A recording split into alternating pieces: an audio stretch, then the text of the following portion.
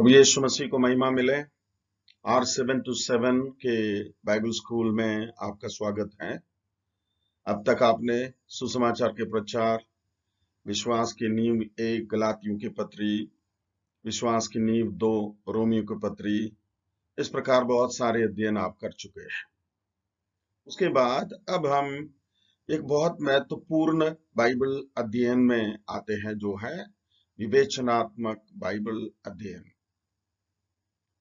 अलग अलग प्रकार के बाइबल अध्ययन और व्याख्यान शास्त्र आपको मिल सकता है, लेकिन हमारा मकसद है सबसे लाभदायक, सबसे मददगार रूप से हमें आगे जो ले चल सकता है, उसे हमें सीखना जरूरी है। आज के हमारा विषय है विवेचनात्मक बाइबल अध्ययन।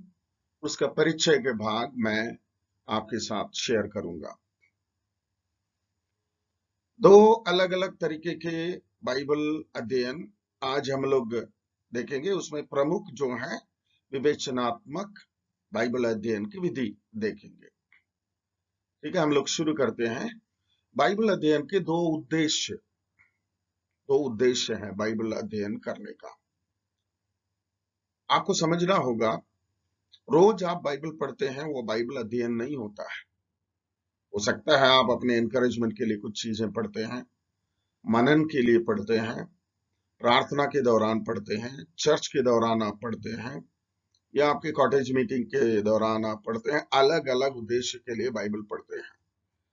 मैं उसके बारे में बात नहीं करता हूं, परंतु बाइबल तरीके से हम अध्ययन करने का, या फिर अंग्रेजी में बोलेंगे सिस्टमैटिक तरीके से बाइबल अध्ययन करने के विषय में हम आपसे बात करते हैं।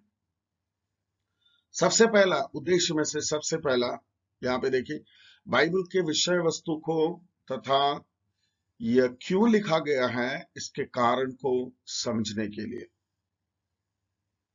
जब परमेश्वर ने वचन को इंसान को दिया, उसमें एक विषय परमेश्वर ने रखा। हम उसे बोलते हैं थीम या विषय वस्तु, और क्यों हमारे लिए दिया गया उसको बोलते हैं purpose. Theme and purpose.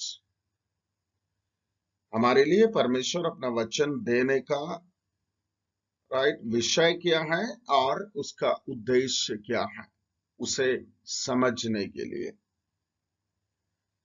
Bible पढ़ने वाले सब लोग समझते हैं करके नहीं बोलना चाहिए। अगर सब लोग सही समझे होते तो आज इतना सारा गलत उपदेश, इतना सारा कलीसियाएं, इतने सारे ऑर्गेनाइजेशंस होने का जरूरत नहीं होता है।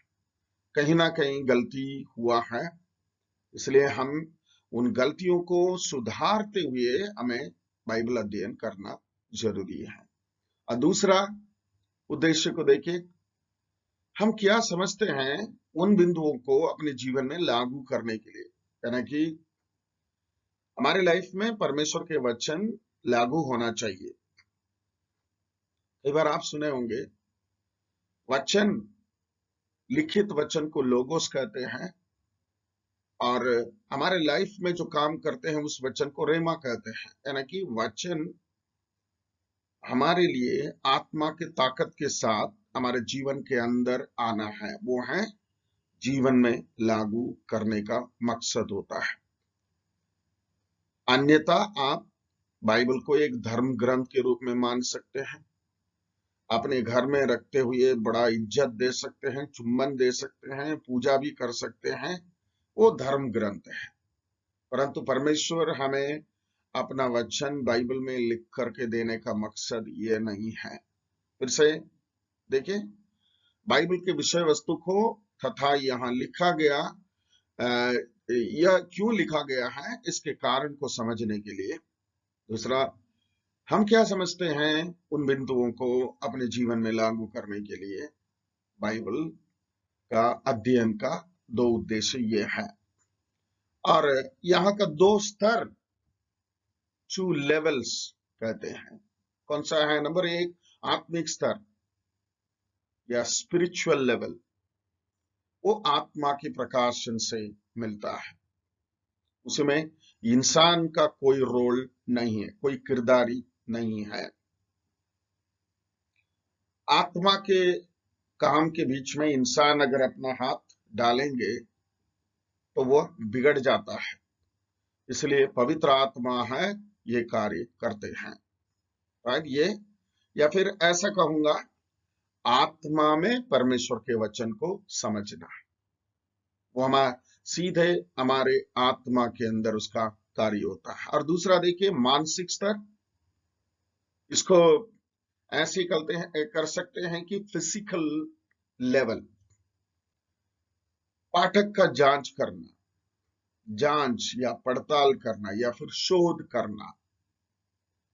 नीचे बिंदु में देखिए, प्रेरणा मतलब इंस्पिरेशन, उसका ये है श्वास फूकने के द्वारा, यानी कि पवित्र आत्मा को हमारे अंदर देने के द्वारा हमारे इस शरीर को या हमारे अंदर परमेश्वर का दिया हुआ काबिलियत को भी इस्तेमाल करते हुए, यानी कि परमेश्वर ने वचन अपने दासों को दिया और लिखने के लिए इंसान के ताकत को इस्तेमाल करवाया परमेश्वर ने।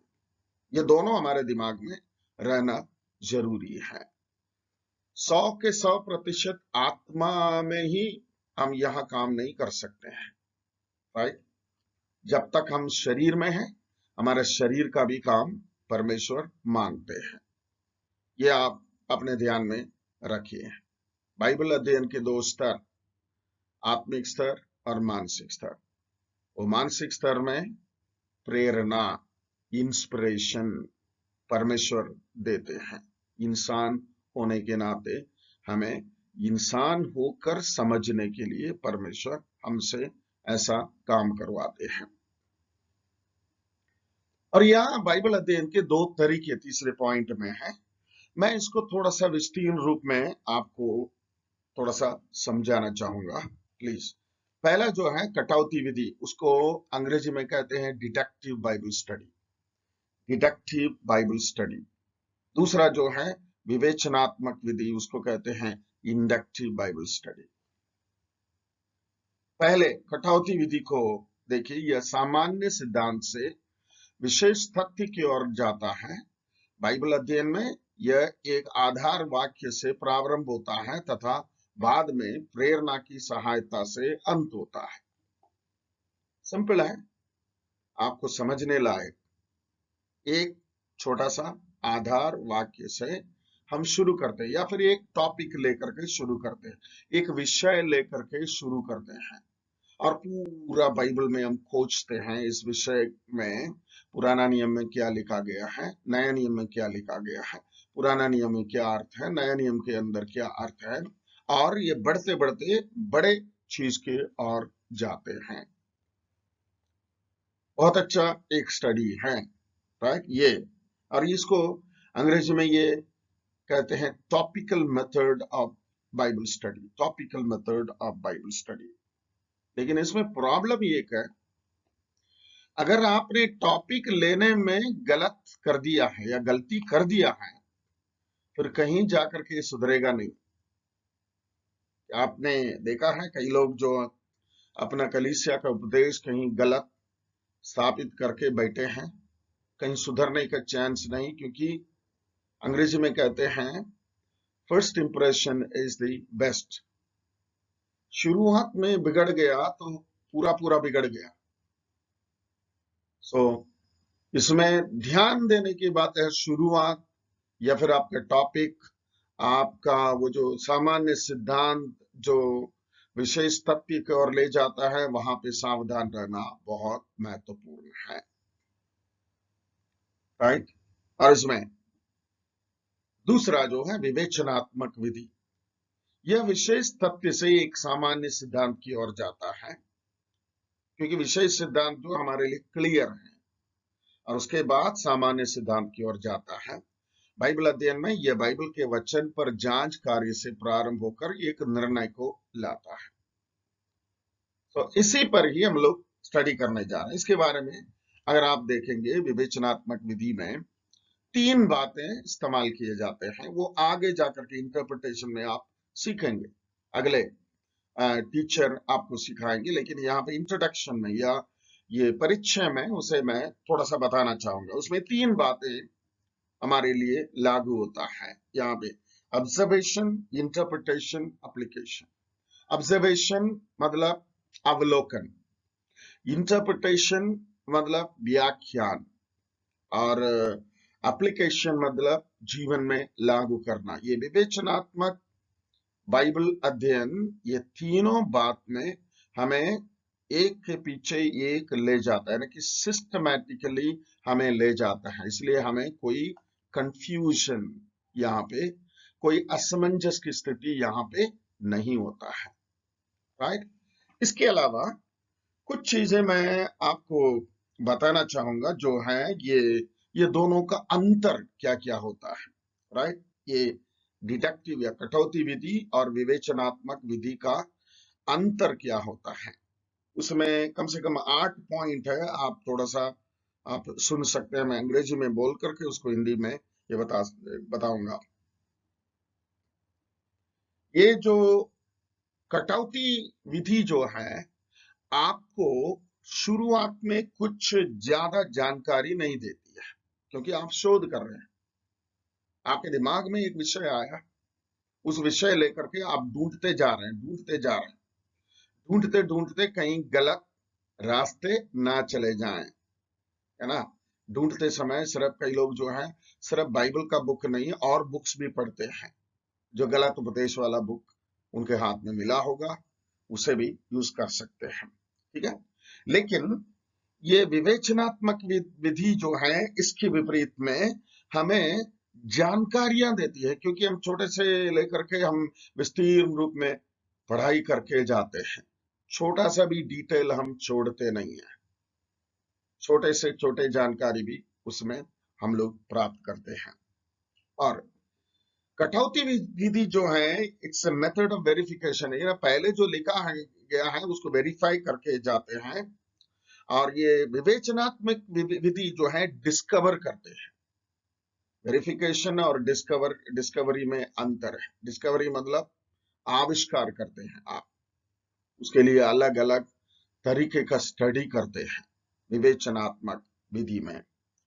और कटौती की विधि जो है इंस्ट्रक्शन या दिशा निर्देश देता है, और ये विवेचनात्मक विधि जो है आपको शिक्षा देता है। डिटेल्ड शिक्षा या विस्तीर्ण शिक्षा आपको देता है। और उसके बाद कटौती विधि जो है एकदम एक क्विक प्रोसेस है ना, कि एकदम जल्दी से जल्दी बनाने का। लेकिन विवेचनात्मक विधि जो है एक लंबा प्रोसेस, टाइम लेता है, आपका टाइम मांगता है, राइट। आपका दिमाग मांगता है, और आपके आपके दिमाग को किस तरीके से आप इस्तेमाल करते हैं उसी में वो कब्जा करता है। मतलब आपका दिमाग, आपका मन, आपका शरीर सब ये विवेचनात्मक विधि में लगता है। ये कटौती विधि जो है आपको और सोर्सेस में ले जाता है। बल्कि प्रॉब्लम यह है कि सोर्सेस सही मिलना चाहिए, नहीं तो प्रॉब्लम हो जाएगा। लेकिन ये विवेचनात्मक विधि जो है एक वचन जो है दूसरे वचन में ले जाता है। हम कहते हैं ना, Bible interprets the Bible. Bible का वचन बाइबल के वचनों का व्याख्यान करता है, वो स्टडी है। आपको इधर उधर भटकने का जरूरत नहीं होता है, और भटकने नहीं देता है। और एक बात और बोल करके, there is less scope of activity in it, यानी कि यहाँ पे कटौती विधि में आपको प्रैक्टिकली या अभ्यास करके सीखने के लिए बहुत कुछ नहीं है, सब थियोरी होता है। लेकिन विवेचनात्मक विधि में थियोरी भी होता है, अवलोकन भी होता है, और आपके जीवन में लागू करने का भी बात उसी में दिखता है, राइट। लास्ट में ये जो कटौती विधि जो है ज्यादा आपके जीवन के लिए अभ्यास करने लायक चीजें नहीं लाता है। लेकिन विवेचनात्मक विधि जो है, आप जो भी पढ़ते हैं सारे के सारे जीवन में लागू करने का दिशा निर्देश आपको देता है। पहले परिचय के भाग में यहाँ पे देखिए, तो लास्ट में जो आपने देखा कटौती विधि और विवेचनात्मक विधि, हम उसी में ध्यान देते हैं। विवेचनात्मक विधि के अनुसार बाइबल अध्ययन करने के लिए हमारा मकसद है। उसके बाद हम आते हैं चौथा पॉइंट में। यहाँ पे देखिए, बाइबल अध्ययन की प्रक्रिया में 3 भाग। कौन से बाइबल अध्ययन के? विवेचनात्मक बाइबल अध्ययन के 3 भाग जो हैं, जैसा मैंने बोला, अवलोकन, नंबर 1 अवलोकन, उसको बोलते हैं ऑब्जर्वेशन। ऑब्जर्वेशन के लिए आप क्या क्या करते हैं बाइबल का स्टडी करने के लिए? आप ये सुने होंगे, बाइबल जब आप पढ़ते हैं कुछ प्रश्न आपको पूछना है। प्रश्न पूछना है, कैसा? किसने लिखा है और कहां से लिखा है और कहां के लिए जाता है।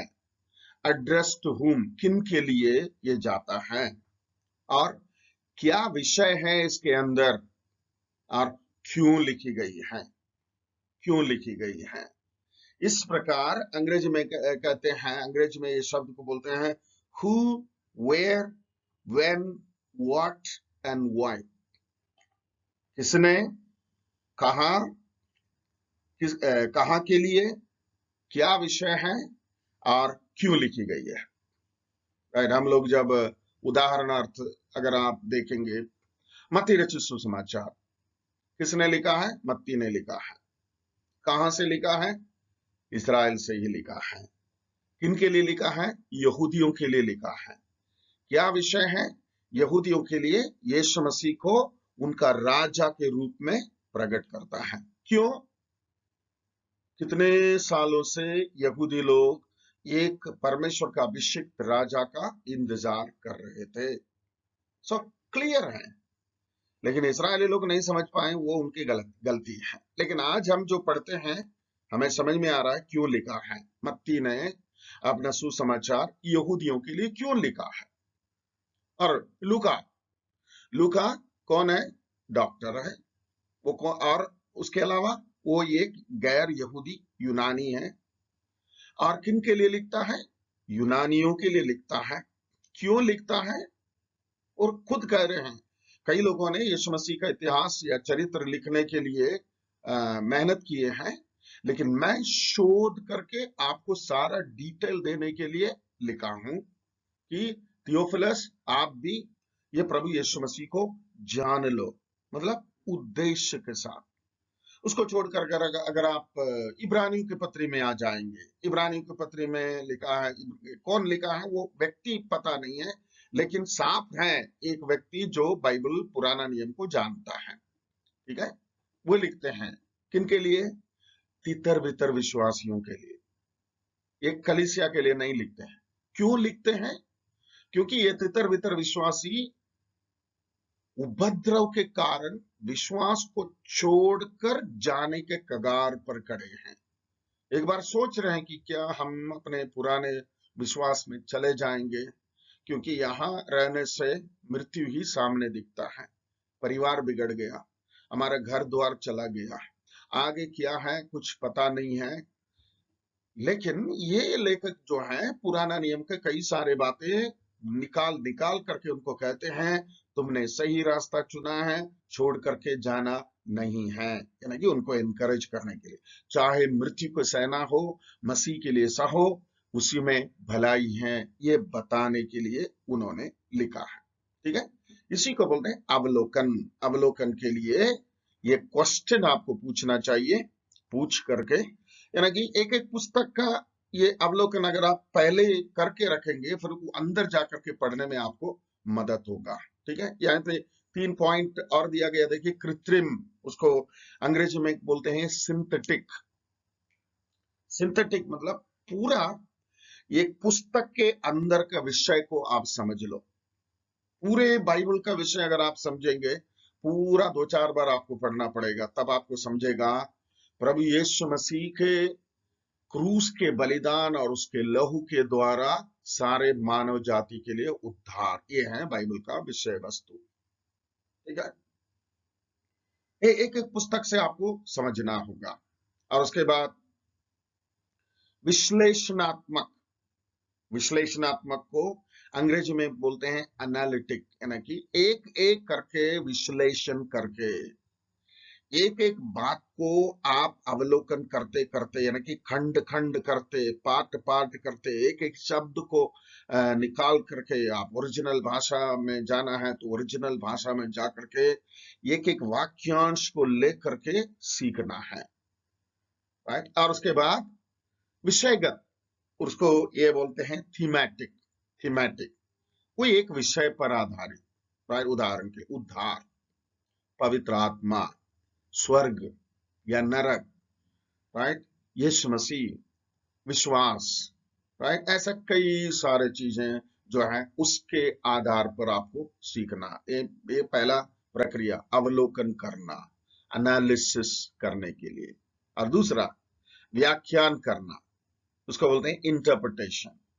इंटरप्रिटेशन यानी कि अवलोकन में आप ये देखिए पहले क्या लिखा गया है वही बात आप इंटरप्रेट नहीं करते हैं, डिटेल समझ रहे हैं उसे में, पूरा पूरा इंटरप्रिटेशन या व्याख्यान आप नहीं करते हैं। पहला कदम में जितने जानकारी बटोरना है सारे जानकारियां आप बटोरते हैं। अब दूसरे पॉइंट जो है आप व्याख्यान करते हैं। व्याख्यान करने में आपको क्या मदद मिलता है? व्याख्यान में देखो, पुराना नियम में मूसा के टाइम में कुछ चीजें परमेश्वर ने लिख करके रखा है, यशाया के टाइम में कुछ चीजें परमेश्वर ने लिख करके रखा है, यिर्मयाह के टाइम में कुछ चीजें परमेश्वर ने लिख करके रखा है। उन तमाम चीजों को उनके टाइम के अनुसार आप अपने जीवन में लागू नहीं कर सकते हैं। उदाहरण के लिए यीशु मसीह ने कुछ चीजें बोला, जब सुसमाचार प्रचार के लिए जाओगे झोला नहीं ले जाना, 2 जोड़ी कपड़ा नहीं ले जाना, और रास्ते के लिए पैसा नहीं ले जाना, बटुआ नहीं ले जाना। आज आप जा सकते हैं? ऐसा नहीं होगा, क्योंकि यीशु मसीह का टाइम अलग था। उसी समय में कोई आपको अपने घर में ग्रहण कर सकता है, लेकिन आज आप सुसमाचार प्रचार करके दिल्ली में घूमिए, क्या आपको कोई अपने घर में जगह दे सकता है? दे नहीं सकता, मैं नहीं दे सकता हूं, क्योंकि आतंकवादी गतिविधियां हैं, कई सारे डाउटफुल चीजें हो रही हैं, ये समय बदल गया है। इसलिए व्याख्यान में क्या है, समय के अनुसार आपको उन वचनों को अंग्रेजी में बोलते हैं कॉन्टेक्चुअलाइज करना, आज के संदर्भ में लाना है। कभी कभी इसमें थोड़ा सा वक्त और थोड़ा सा दिमाग और थोड़ा सा परमेश्वर के आत्मा के काम लगता है। राइट, व्याख्या में मैं इतना कहना चाहूंगा, आज के जनरेशन के लिए, आज के लोगों के लिए, आज की परिस्थिति में ये वचन हमें कौन सी चीजें सिखाते हैं, कौन कौन सी चीजें सिखाते हैं। राइट, ये है आपकी व्याख्या के अंदर आएगा। इसी में और एक बात ध्यान देने के लिए है, हम वचन पढ़ते हैं, बाइबल के अंदर कुछ क्या बोलना चाहिए, सभ्यता या संस्कृति दिखता है। उस संस्कृति की बातें हमें ग्रहण करने की जरूरत नहीं, क्योंकि हमारा संस्कृति अलग है। बाइबल खास तौर से 2 संस्कृति है बाइबल के अंदर, यहूदियों की संस्कृति या इब्रानियों की संस्कृति है, या फिर यूनानियों की संस्कृति है। ये दोनों हमारे संस्कृति के साथ मेल नहीं खा सकता है। राइट, इसलिए हम ये अपना नहीं सकते हैं, लेकिन बाइबल का वचन का सत्य जो है हमारी संस्कृति के साथ मेल खा सकता है, ना कि संस्कृति के साथ आ सकता है। इसलिए हम अपनी संस्कृति में परमेश्वर के वचन को ग्रहण करना चाहिए। व्याख्या, राइट, प्लीज इसमें आपको ध्यान रखना जरूरी है। तीसरा पार्ट जो है लागू करना, जीवन में, व्यक्तिगत जीवन में लागू करना। आप उत्पत्ति से लेकर प्रकाशित वाक्य की पुस्तक तक इतने वचन हैं, कितना आप लागू करेंगे? सारे के सारे वचन आप और मैं अपने जीवन में लागू करना। ये लागू करने से पहले वचन का पूंछ नहीं पकड़ना, वचन के सत्य के अंदर जाना जरूरी है। यीशु मसीह ने बोला, सत्य को तुम जानोगे, सत्य तुम्हें स्वतंत्र करेगा। हम जो एक दिन में मान के चले 10 अध्याय पढ़ते हैं, 10 अध्याय का एक एक अध्याय में 30-30 वचन है, तो मतलब 300 वचन पढ़ते हैं। 300 के 300 वचन हम जीवन में एक ही दिन में लागू नहीं करते हैं, लेकिन ये 300 वचनों में से एक दो पॉइंट जो है हमें व्याख्यान के रूप में आज के लिए हमें मिला है, उसे हम अपने आत्मिक जीवन में, अपने भौतिक जीवन में, अपने पारिवारिक जीवन में, इस संसार में जीते परमेश्वर के वचन के रूप में उसे लागू करते हैं, राइट, और हमारे सेवकाई के लिए लागू करते हैं। एक छोटा सा उदाहरण बताऊंगा, राइट। नए नियम के अंदर पौलुस ने बोला सुसमाचार का कार्य करने के लिए, रोमी के कलीसिया के लिए, तीमुथियुस के लिए, अलग अलग जगह में बोला सुसमाचार के कार्य करने के लिए। उसको अवलोकन करें, क्या है सुसमाचार? यीशु मसीह का क्रूस पे मृत्यु, गाड़ा जाना और पुनरुत्थान, ये अवलोकन के साइड में आता है। सुसमाचार क्या है? और उसके साथ और एक पॉइंट आएगा, सुसमाचार उद्धार पाने वालों के लिए परमेश्वर का सामर्थ्य है। मैं सुसमाचार से लज्जाता नहीं हूं, राइट। सो ये जो सुसमाचार विश्वास करता है वो अनंत जीवन पाएगा। ये सब अवलोकन में आता है। आज हमारे लिए क्या व्याख्या क्या आता है? देखिए, हम पापी हैं, हमारे लिए एक उद्धारकर्ता की जरूरत है। और यहाँ पे पहले से ये अवलोकन में हमें पता चल रहा है, यीशु मसीह ही जगत का एकमात्र उद्धार करता है। मानव जाति के पापों को अपने ऊपर उठा करके उसने अपना प्राण दिया है। अब हमें समझ में आ गया है कि यही सही व्याख्या है। कई जगह में कई तरीके बताए गए हैं, कैसा निर्वाण प्राप्त करना, कैसा उद्धार प्राप्त करना, कैसा पापों का क्षमा प्राप्त करना, लेकिन सही नहीं दिखता है। लेकिन यहाँ पे सही सही दिखता है। एक निर्दोष, निष्कलंक, निष्पाप व्यक्ति, परमेश्वर का पुत्र प्रभु यीशु मसीह मनुष्य बनकर आया, हमारे पापों को अपने ऊपर उठाया, प्राण दिया। यह हमारे लिए व्याख्या है। अब इसे लागू करते हैं कैसे? रोमी के पत्री 10वें अध्याय 9वें आयत में लिखा है, इससे यीशु मसीह ने जो किया है उसे दिल से विश्वास करें और जुबान से अंगीकार करें तो हम उद्धार पाएंगे। अब अवलोकन, व्याख्या और लागू करना हमारे जीवन में होता है। ठीक इसी प्रकार, ठीक है, 3 भाग है ये प्रक्रिया में, ये प्रोसेस में 3 भाग है, ये याद रखें। कोई भी परिच्छेद आप पढ़ेंगे, कोई भी अध्याय पढ़ेंगे, कोई भी पुस्तक भी पढ़ेंगे, आपको ये तीनों ध्यान में रहना चाहिए। पहले अवलोकन करें, जितना जानकारियां हैं बटोरो, और उसके बाद व्याख्या, सही व्याख्यान में आ जाए, यानी कि आज तक के हमारे टाइम में ये क्या अर्थ का है, इससे क्या करना है, वहां तक आ जाए। उसके बाद जीवन में, हमारे जीवन में, चर्च के जीवन में, और यानी हम जिनको सुसमाचार सुनाते हैं उनके जीवन में उसे लागू करें। 5वां पॉइंट है, विवेचनात्मक बाइबल अध्ययन के लिए पहला कदम। यहाँ पे 2 दिया गया है, 3 है।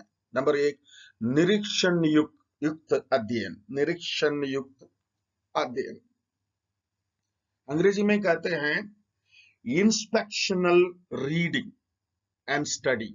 इंस्पेक्ट करना है। इंस्पेक्ट कौन सी चीज के लिए करते हैं? निरीक्षण क्यों करते हैं? कहीं गलती हो सकता है उससे बचने के लिए, या फिर कहीं गड़बड़ी हो सकता है उससे बचने के लिए। और यहाँ पे देखिए, तैयारी के अध्ययन तथा संपूर्ण अध्ययन, यानी कि तैयारी और संपूर्ण अध्ययन। उसके लिए मैं आपके लिए एक सरल तरीका बताना चाहूंगा। अगर आप हिंदी जानते हैं, उसके अलावा आपको और कोई भाषा जा मालूम है, उसमें भी आप पढ़ें। ये दोनों को या तीनों को या 5 को आप जो मेल मिलाप करेंगे, आपको सही अर्थ आपको वहां पे पता चल जाएगा। निरीक्षण करते हुए अध्ययन करें, शब्दों को निरीक्षण करें, वाक्यांशों का निरीक्षण करें, और पूरे वाक्य को भी निरीक्षण करना जरूरी है, क्योंकि हमारी भाषा में जो कुछ शब्द जो हैं बाइबल के मूल भाषा के शब्दों से मेल नहीं खाता है, अपर्याप्त पाए जाते हैं। इसलिए निरीक्षण के साथ बाइबल का अध्ययन करना जरूरी है। और दूसरा जो है व्याख्यात्मक अध्ययन, इसको क्या बोलते हैं? Analytical Bible reading and study. शब्दों तथा वाक्यांशों के अर्थ को प्राप्त करना तथा विषय को ढूंढना।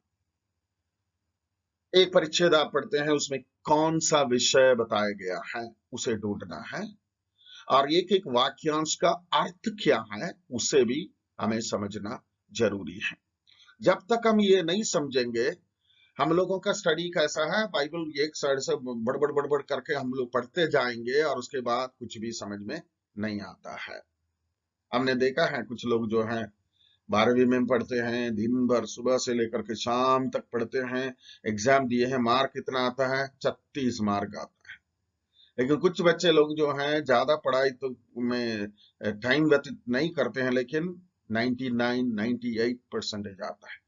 दिमाग को इस्तेमाल करेंगे, क्योंकि परमेश्वर ने दिमाग को दिया है, और उस दिमाग को परमेश्वर के आत्मा के अधीन में करें। आप इसमें अध्ययन करते जाएं, राइट। और उसका तीसरा जो जो है, ऐसा बोलना चाहिए, जीवन में लागू करने के लिए अध्ययन करें। उसको बोलते हैं मेडिटेशन या मनन, यानी कि रोज हम सुबह कुछ पढ़ते हैं, उसको निरीक्षण करते हैं, उसका व्याख्यान करते हैं, और लास्ट में पूछते हैं इसमें आज मैं अपने जीवन में लागू करने के लिए क्या है।